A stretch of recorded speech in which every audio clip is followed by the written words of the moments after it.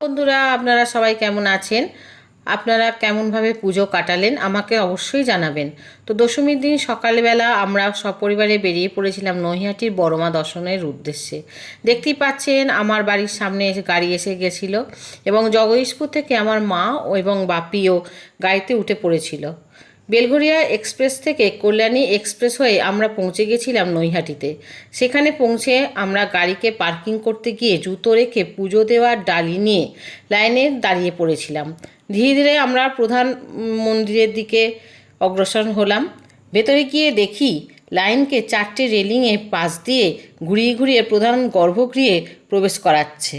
ওই লাইনে দাঁড়াতে দাঁড়াতে আমাদেরও সময় চলে এলো মাকে দর্শন করার। আমরাও দর্শনের জন্য একদম সামনে এসে গেছিলাম এবং পুজো দিলাম। তারপর পুজো দেওয়ার পর আমরা মন্দিরের বাইরে বেরিয়ে এলাম। সকালবেলা কিছু খাওয়া হয়নি, তাই খিদে পেয়ে গেছিলো। আমরা কচুরি এবং চা খেলাম এবং গঙ্গার ধারে কিছুটা সময় কাটালাম। তারপর আবার গাড়িতে উঠে বাড়ি ফেরার জন্য রওনা দিয়েছিলাম।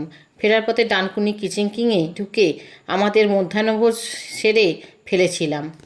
ছিল ভাত, শুক্তো, ডাল, ফুলকপি চিংড়ি তরকারি, কাতলা কালিয়া, মটন কষা এবং স্যালাড। খাবারের স্বাদ অত্যন্ত সুন্দর ছিল এবং আমাদেরও খুব খিদে পেয়ে গেছিলো, তাই সময় নষ্ট না করে আমরা তাড়াতাড়ি খেয়ে নিয়ে আজকের দশমী সকালটা এইভাবে কাটালাম।